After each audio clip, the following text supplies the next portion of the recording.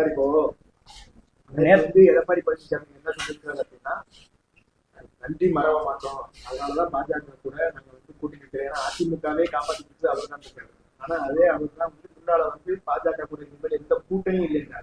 இப்ப அவருடைய மாறுபட்ட கருத்து எப்படி நீங்க பாக்குறீங்க?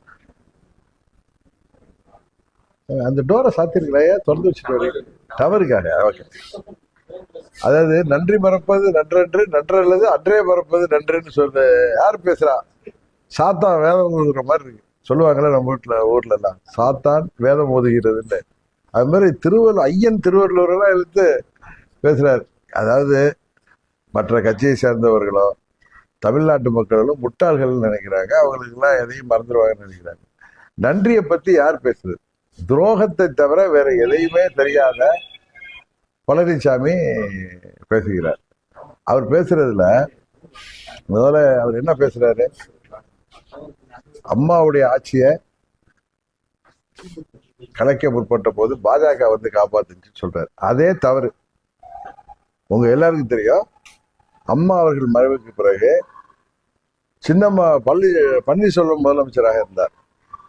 அவரை மாற்றிவிட்டு சின்னம்மா அவர்களை முதலமைச்சராக எல்லா சட்டமன்ற உறுப்பினரும் சேர்ந்து கவர்னர்கிட்ட போய் லெட்டர் கொடுத்தோம். அந்த நேரத்துலதான் உங்களுக்கு 14ஆம் தேதி தள்ளி போட்டார் சுப்ரீம் கோர்ட் தீர்ப்பு வச்சு. அதுக்கு இடையில தான் அண்ணன் பன்னீர்செல்வம் தர்ம யுத்தம் தொடங்கி போனார். அப்பொழுது திமுக கொண்டு வந்த நம்பிக்கையில்லா தீர்மானத்தை இவரை காப்பாத்தினது பாஜக இல்ல, சட்டமன்ற உறுப்பினர்கள் 122 பேர். கரெக்டா? அப்ப பன்னீர்செல்வம் அவர்களுக்கு பின்னாடி யார் இருந்தாங்கன்னா உலகத்துக்கே தெரியும். தர்ம யுத்தத்துக்கு பின்னாடி யார் இருந்தாலும் சில பேர் ஓப்பனாவே சொல்லியிருக்காங்க. நான் சொல்றது எவ்வளவு தவறா பேசுறாரு பாருங்க. அன்றைக்கு ஓட்டெடுப்புல இவரை காப்பாற்றிய 122 எம்எல்ஏக்கள், அவர்கள 18 பேர் பிற்பாடு பழனிசாமியின் செயல்பாடு சரியில்லைன்னா முதலமைச்சர் பழனிசாமியை மாத்தணும்னு தான் அவங்க கவர்னர்கிட்ட போய் மனு கொடுத்தாங்க. அவங்க ஒன்றும் கவுக்கணும்னு போல. அண்ணன் பொய்மூட்ட பழனிசாமியோடைய தவறான ஆட்சி முறைக்கு அம்மா அவர்கள் ஆட்சி முறையிலிருந்து விலகி செல்வதால் தான், அம்மா அவர்கள் பாதியிலிருந்து விலகி சென்றதால் தான் அந்த 18 சட்டமன்ற உறுப்பினர்கள் கவர்னர்கிட்ட போய் மனு கொடுத்தாங்க. அது கவிர்க்கிறதுக்கானது இல்லை. பழனிசாமி மாற்ற வேண்டும், எங்களுக்கு முதல்வர் மேல அதிருப்தி, அதனால் மீண்டும் எங்களுக்கு வாக்கெடுப்பு நடத்துவதற்கு அனுமதிக்க வேண்டும். பிப்ரவரி 15ஆம் தேதி வாக்கெடுப்பை திமுக கொண்டு வந்த நம்பிக்கையில்லா தீர்மானம். அப்ப ஒன்றும் பாஜகவோ மத்திய அரசோ அவரை காப்பாத்தல. அன்றைக்கு பன்னீர்செல்வம் பிரச்சனைக்கு காரணம் என்ன என்பதை பழனிசாமி உட்பட தமிழ்நாட்டு மக்கள் எல்லோருக்கும் தெரியும். ஏன்னா அன்றைக்கு திரு பன்னீர்செல்வம் அவர்கள் 7ஆம் தேதி வரைக்கும் எங்களோட இருந்துட்டு போய் தர்மயுத்தம் நடத்தினதை நான் சொல்லிதான் அங்க போய் இருந்தாருன்னு ஒரு பெரியவர் சொன்னார். அவருக்கு பின்னணியில யார் இருந்தாங்கன்னு தெரியும். ஆனால் பிப்ரவரி 15ஆம் தேதி நடந்த அந்த வாக்கெடுப்பில் அவர் வெற்றி பெறுவதற்கு காரணமாக இருந்த 122 சட்டமன்ற உறுப்பினர்கள் அன்றைக்கு யார் பேச்சை கேட்டு வாக்களித்தார்கள்? அதை அவர் மறந்துடுறார். எனக்காக வாக்களிச்சிருப்பாங்க அந்த மாபெரும் தலைவனுக்காக. அதுக்கு முன்னாடி அந்த கூவத்தூர்ல எங்க சித்தி டெல்லிக்கு போறதுக்கு முன்னாடி, பெங்களூருக்கு போறதுக்கு முன்னாடி அவரை தேர்ந்தெடுக்கணும்னு முடிவு பண்ணப்ப என்கிட்ட சொன்னார். திருப்பி சொல்றேன், அண்ணா முன்னாடியே நான் தான் சிஎம் கேண்டிடேட்னு சொல்லிடாதீங்க, நிறைய பேர் கையெழுத்து போட மாட்டாங்க, அதனால கையெழுத்துலாம் வாங்கிட்டே பேராதீங்கன்னு சொன்னது பழனிசாமி. இதை நான் முன்னையே சொல்லியிருக்கேன். அதுக்கு பிறகு எங்க சித்தி பெங்களூர் போனதுக்கு அப்புறம் அந்த வாக்கெடுப்பு நடந்தப்ப சட்டமன்றத்துல நம்பிக்கையில்லா தீர்மானம் வந்தப்ப 122 எம்எல்ஏக்களை எத்தனை பேர் பிச்சுக்கிட்டு போக இருந்தாங்க, அவங்களெல்லாம் யார் தடுத்து நிறுத்தியது? செம்மலையெல்லாம் தாண்டி குச்சி ஓடினார். பழனிசாமினா நாங்க இருக்க மாட்டோம் சொல்றேன். அப்ப அந்த வாக்கெடுப்பில் அவரை காப்பாற்றிய 122 சட்டமன்ற உறுப்பினர் பன்னீர்செல்வமும் 11 சட்டமன்ற உறுப்பினர்களும் எதிராக திமுகவை சேர்ந்து வாக்களித்த பொழுது 122 சட்டமன்ற உறுப்பினர்கள்ல 18 பேர் தான் திருப்பி போய் மனு கொடுத்தாங்க. சோ அதுல பாஜக காப்பாத்தினாங்க. அது 2வது முறை இவர் என்ன நீக்கிறப்ப டெல்லி சொல்லிதான் அந்த அண்ணனை நீக்கிட்டோம் அப்படின்னு இவர்கிட்ட கூட சொல்லியிருக்காரு. இவர் போய் கேட்டிருக்காரு, எதற்கு நீங்க 122 எம்எல்ஏல ஒருத்தர் இவர் போய் எதுக்கு நீங்க துணை பொதுச்செயலாளர், எதுக்கு நீங்க எல்லாம் சேர்ந்து கட்சி விட்டு நிக்கிறீங்கன்னு கேட்டது. இல்ல டெல்லி ஆட்சி போயிடும் இவர்கிட்ட சொல்லியிருக்காரு. டெல்லி அவர் இருந்தாருன்னா ஆட்சியராக நிற்காதுன்னு சொல்றதுனால அவரை வேற வழி இல்லாம நிக்கிறோம் அப்படின்னு சொல்லியிருக்காரு. எப்படியெல்லாம் போய் பேசுறாரு பாருங்க பழனிசாமி. இவர் என்ன கட்சியை விட்டு நீக்கிட்டு திடீர் திடீர்னு எல்லா அமைச்சர்கள் வந்து ஏப்ரல் 17ஆம் தேதி ஆர்கே நகர் சட்டமன்ற பொறுத்த நின்னதுக்கு அப்புறம் என்ன திடீர் திடீர்னு வந்து கட்சியை விட்டு நீக்கிட்டு இவர் கவுக்க முற்பட்டமா. அதற்கு முன்பு கொதித்தெழுந்த இவர் போன்ற 18 சட்டமன்ற உறுப்பினர்கள் பழனிசாமியை மாற்ற வேண்டும் என்றுதான் அவர்கள் கவர்னர்கிட்ட கோரிக்கை வச்சாங்க. அந்த மனு இன்னும் இருக்கு, அது அவர்கிட்ட இருக்கும். அவர் அவசர அவசரமா சபாநாயகரை வச்சு இவங்க எல்லாம் பதவி வைக்க செஞ்சார். அதாவது ஆட்சியை காப்பாற்றிய 18 சட்டமன்ற உறுப்பினர்களை எம்எல்ஏ பதவி நீக்கியது பழனிசாமி. அதனால நன்றிக்கும் அவருக்கு சம்பந்தம் இல்லை. அது போல பிஜேபிக்கு நான் நன்றியா இருப்பேன்னு சொல்றாரு. 24 பாராளுமன்ற தேர்தலுக்கு முன்னாடி எஸ்டிபிஐ மாநாட்டில் என்ன பேசினார்? 24 தேர்தல் மாத்திரம் இல்ல, பாராளுமன்ற தேர்தல் மாத்திரம் இல்ல, 26 சட்டமன்ற பொது தேர்தலில் நான் பிஜேபிக்கு கூட்டணிக்கு செல்ல மாட்டேன். டெல்லியில போய் 24 சட்டமன்ற பாராளுமன்ற பொது தேர்தலுக்கு முன்னாடி அவங்க தேசிய ஜனநாயக கூட்டணி கூட்டத்துல மோடி அவர்களுக்கு வலதுபுறம் உட்கார்ந்துட்டு திரும்பி ஓடி வந்தவர் பழனிசாமி. இன்றைக்கு பாவலா காமிக்கிறார். அது மாதிரி இன்னைக்கு பேசுறப்பையும் பன்னீர்செல்வத்தை இவரை சேர்த்து வைத்தது யார் என்று பன்னீர்செல்வமே சொல்லியிருக்காரு. மோடி அவர்கள் சொன்னதுனாலதான் நான் மீண்டும் வந்தேன். கவர்னர் அவர்கள் இவர்களை கை போட்டு வச்சு அவர் 11 எம்எல்ஏக்கள் வந்ததுனாலதான் இவர் ஆட்சி காப்பாற்றப்பட்டது. அதை எப்படியெல்லாம் எங்களுக்கு துரோகம் செய்தவரை திருப்பி சேர்த்துக்கிட்டார் அவர் பெரிய மனசு பண்ணி. என்னமா கட்சி ஆரம்பிச்சு என்னவோ 72ல இருந்து நடத்துறவர் மாதிரி பேசுறாரு. மற்றவர்களால் அவர் வந்து தேர்தலில் இருந்து ஜெயிச்சு முதலமைச்சர் வேட்பாளர் ஜெயிச்சு வந்தாரா? எப்படி எல்லாம் புருடா விடுறாரு தீனாரில் இருந்துட்டு. அடுத்தது அவர் தன்னை ஒத்த தலைமையை மாத்திக்கணும்னு நினைச்சப்ப பன்னீர்செல்வம் அதை எதிர்க்கிறாரு, அதனால வெளியேறாரு. இன்னொன்னு நேற்று பேசுறப்ப சொல்றாரு, நான் யாருக்கும் பயப்பட மாட்டேன், நான் வந்து எங்களுக்கு தன்மானம் தான் முக்கியம்னு பேசுறது. இப்ப போய் டெல்லி போய் ஆதரவுக்கு தேட வேண்டிய அவசியம் இல்லை. அன்னைக்கு டெல்லிக்கு போனாரு மார்ச் மாசம். நான் அங்கிருந்து எங்க டெல்லியில உள்ள தலைமை கழக கட்டிடத்தை பார்க்க போறேன்னு போயிட்டு 6 கார்கள் மாறி திருட்டுத்தனமா போய் ஹோம் மினிஸ்டரை பார்த்துட்டு வந்த பழனிசாமி. சரியாதானே? அதுக்கப்புறம் இன்றைக்கு அவர் என்னென்ன புருடா அவுட்லாம் பேசிட்டு இருக்காரு. ஆனா அவருக்கு ஆதரவாக சில ஊடகவியலாளர்கள் அவருக்கு தோல்ல தூக்கிக்கிட்டு ஆடிக்கிட்டு இருக்காங்க. இன்றைக்கு பழனிசாமி யாரோட கூட்டணி இருக்காரு? அவரும் பிஜேபியோட தான் இருக்கு. ஏற்கனவே பாமக இருந்துச்சு, தேமுதிமுக இருந்துச்சு, ஆளுங்கட்சியா இருந்தாங்க, பணபலம் நிறைய இருந்தது. அத்தனையும் இருந்து ஆளுங்கட்சி அதிகாரத்தை பயன்படுத்தி 2021 இவங்களால ஆட்சிக்கு வர முடியல. எத்தனை 1000 கோடி செலவு பண்ணாங்கன்னு உங்களுக்கு தெரியும். இந்த பகுதியில எல்லாம் எத்தனை தொகுதிகள்ல ஜெயிச்சாங்க, யார் ஜெயிச்சாங்க, எதன் மூலம் ஜெயிச்சாங்கன்னு தெரியும். இந்த பகுதியில நமது டெல்டாவுடைய வேதாரண்யம், நன்னிலம், இங்க ஒரத்தநாடு, அங்க விஜயபாஸ்கர் 4 பேர் தான் ஜெயிச்சாங்க. 4 பேர் எதனால ஜெயிச்சாங்கன்னு உங்களுக்கு தெரியும். அது போல அவங்க இந்த தென்மண்டலத்தில் கொங்கு மண்டலத்துல இவர்களை ஏமாந்து மக்கள் வாக்களித்தவர்கள் பாராளுமன்றத்துல என்ன பண்ணாங்கன்னு தெரியும். பழனிசாமி யாரையும் ஏமாற்ற முடியாது. அவருக்கு காவடி தூக்கும் சில ஊடகவியலாளர்கள் யோசிக்கணும்.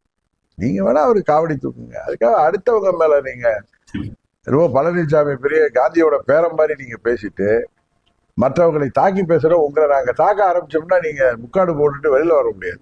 அதுதான் உண்மை. சில பேரை நான் சொல்றேன், ஊடகத்துல தன்னிட்ட யூடியூப் இருக்குன்னு சொல்லிட்டு எதை வேணாலும் பேசுறது.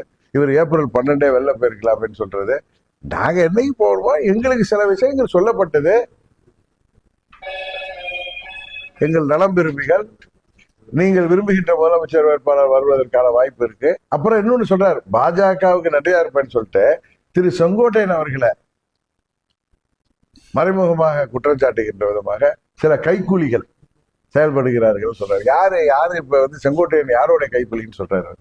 டிடிவி தினகரனோட கைக்கூலியா, இல்ல ஓபிஎஸ் ஓட கைக்கூலியா? அவர் யாரை அடிக்கடி போய் சந்திக்கிறாரு, எங்க போய் சந்திக்கிறாரு?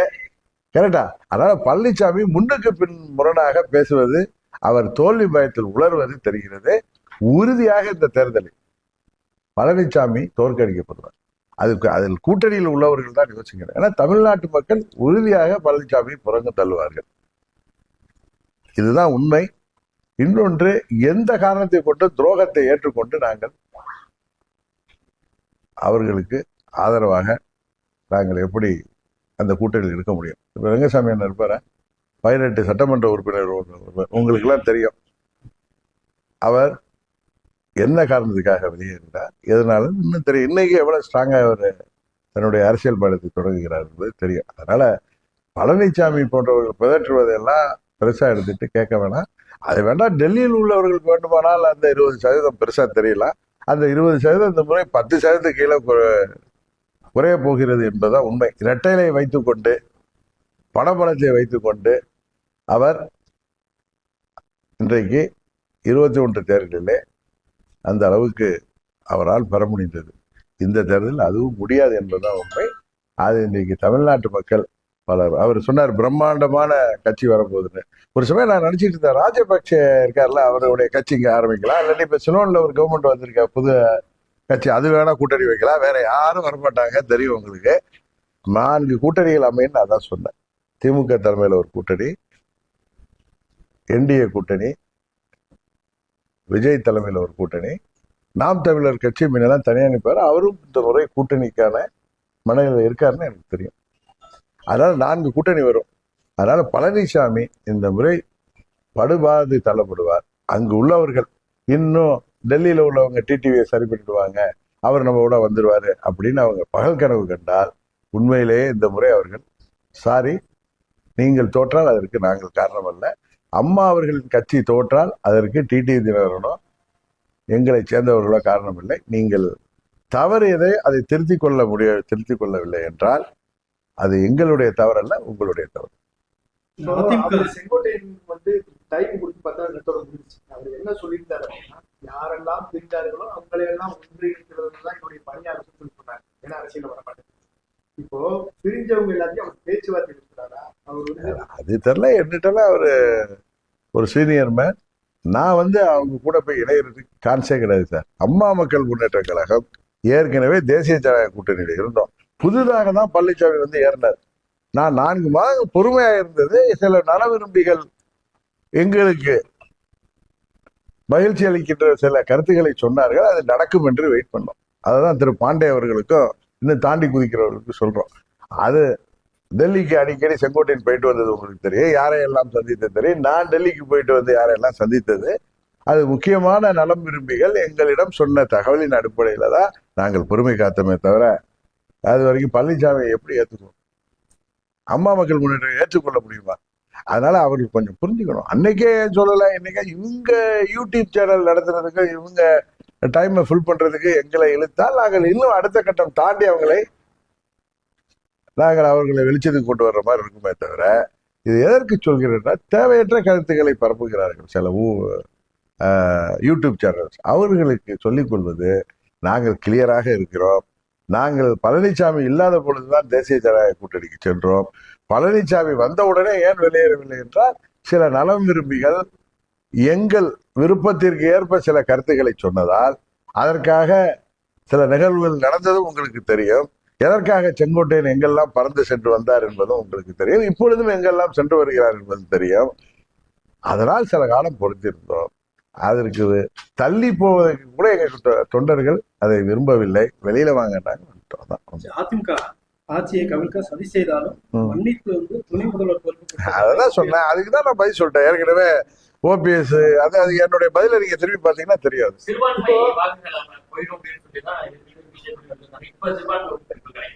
அவருக்கு அவர் அப்பயே சிறுபான்மை வாக்குகள் வந்து கிடைக்காது. ஏன்னா பழனிசாமி ஒரு நம்பகத்தன்மையற்ற ஒரு மனிதர் என்பது எல்லாருக்கும் தெரியும். நீங்க அடுத்தவங்களுக்கு துரோகம் பண்ணதை பார்த்தாலே எல்லாரும் எந்தெந்த யாருக்கு துரோகம் பண்ணாங்க.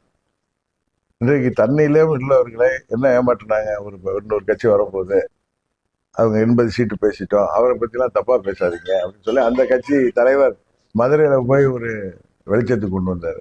இன்னும் வந்து பிரம்மாண்ட கட்சி அது சிலோன்ல இருந்து வரலான்னு நினைக்கிறேன். இல்ல ஆந்திராவில் உள்ள ஏதாவது ஒரு கட்சி அவரோட கூட்டணிக்கு வரலான்னு நினைக்கிறேன். அதிமுக கவிழ்க்க நினைத்த சில பேரை மன்னிச்சு அவங்க துணை முதலமைச்சர். அதான்ப்பா, அதான் நான் முன்னாடியே என் பதில திரும்பி பாத்தீங்கன்னா, திரு பன்னீர்செல்வம் அவர்கள் எதற்காக அங்க திருப்பி சென்றாரு எல்லாத்தையும் பதில் சொல்லிட்டேன். கரெக்டா? அது ஆட்சியை அவர் 11 எம்எல்ஏக்களோட எங்க 18 எம்எல்ஏக்கள் இல்லாத சமயத்துல ஆட்சியை காப்பாற்றுவதற்கு பிரதமர் சொல்லிதான் போனேன்னு சொன்னாரு. அது திரும்ப திரும்ப கேக்குறீங்க. நான் அதான் சொன்னேன். என்னோட முதல் பதில பாத்தீங்கன்னா உங்களுடைய அத்தனை கேள்விக்கும் பதில் இருக்கு. கரெக்டு தானே சார்? புனிதமா பார்க்கப்படும் அதிமுக தலைமை அலுவலகத்தை அடித்து நொறுக்கி அவர்கள் வந்து திரும்பி அவரை சேர்க்கணுமா? இதெல்லாம் நாங்க சப்ப கட்டு கட்டுறது சார்.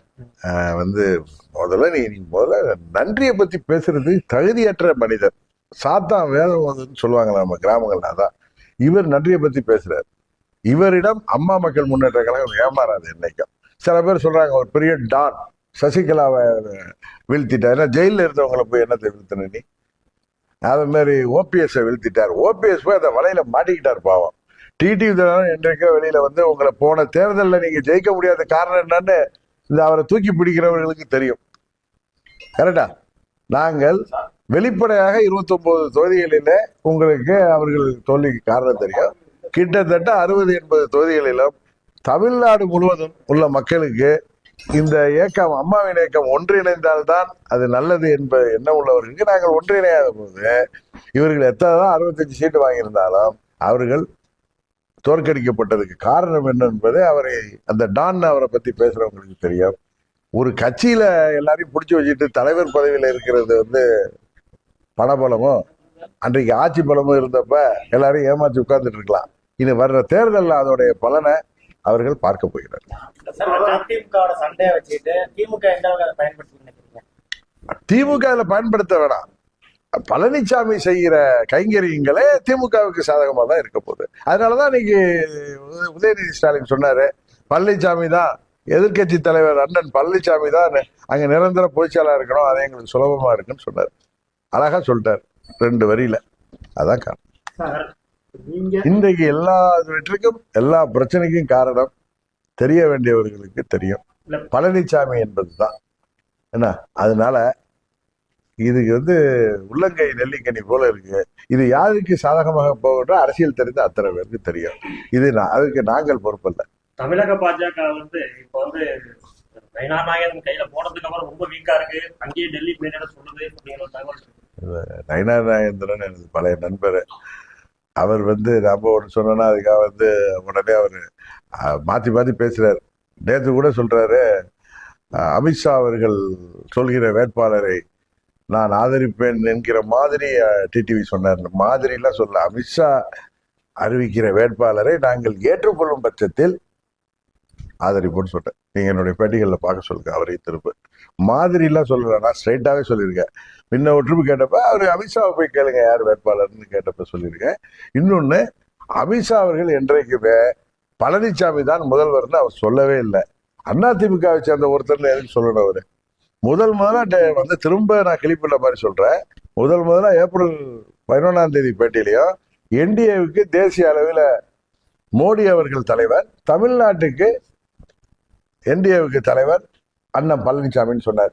அதை நீங்க முதலமைச்சர் வேட்பாளர் அவர்னு நீங்க அதை இன்டர்பிரட் பண்ணீங்கன்னா அப்புறம் எதுக்கு மற்ற பேட்டிகள்ல அதிமுகவை சேர்ந்த ஒருத்தர் தான் முதலமைச்சர் சொல்ல வேண்டிய அவசியம் என்ன? திரும்பி பழனிசாமி சொல்லியிருக்கலாம். இன்னொன்று, எங்களுக்கு சில நலம் விரும்பிகள் சொன்ன விஷயங்களுக்காகவும் நாங்கள் காத்திருந்தோம். ஒரு நாளும் நாங்கள் நல்லா பாருங்க, அமித்ஷா அவர்கள் சொல்கின்ற வேட்பாளரை நாங்கள் ஏற்றுக்கொள்ளும் பட்சத்தில் ஆதரிப்போம் தான் நான் சொல்லியிருக்கேன். அது திரு நயினார் நாகேந்திரனுக்கு மீண்டும் அதை இந்த நேரத்தில் உங்கள் மூலம் சொல்லிக்கொள்ள விரும்புகிறேன். அதுதான் பழனிசாமி 2026 தேர்தலுக்கு பிறகு நடு ரோட்டில் இருக்க போகிறேன் என்பதை மறைமுகமாக அவரே ஒத்துக்கொண்டிருக்கிறார். அதான் அங்கு உள்ள தொண்டர்களும் நிர்வாகிகளும் இப்பொழுது என்ன நடந்தாலும் சரி இழுத்து போத்தி படுத்திருக்கிறவங்க, நீங்கள் ஆட்சி கனவெல்லாம் ஆட்சிக்கு வர வேண்டும் அப்படின்னு நினைக்கிறதெல்லாம் நடக்கணும்னா எது சரியோ அதை செய்யுங்கள். இல்லை என்றால் 26 தேர்தலுக்கு பிறகு பழனிசாமி சொன்னது போல அவர் நடு ரோட்டில் இருக்க போவது உறுதி. அப்பொழுது இவர்களை எல்லாம் காப்பாற்ற நாங்கள் தான் வரணும். விஜயின் பிரச்சாரம், அந்த விஜயோட பிரச்சாரம் நிறைய இடங்கள்ல நெகட்டிவ் இம்பாக்ட் உருவாக்குது. கூட்டத்தில் அவங்க கட்சிக்காரவங்க சரியில்லை, தொண்டர்கள் வர்றவங்க இடையூறா இருக்காங்க அப்படிங்கிற மாதிரியான இருக்கு. அது எதுவும் மாற்றம் பண்ணணுமா? அவருக்கு ஏதாவது நீங்க அட்வைஸ்? இன்னொரு கட்சி தலைவருக்கு நாங்க அட்வைஸ் பண்ணேன்னா இதான் உங்க மாதிரி கன்சல்டன்சியா நடத்திட்டு இருக்காங்க.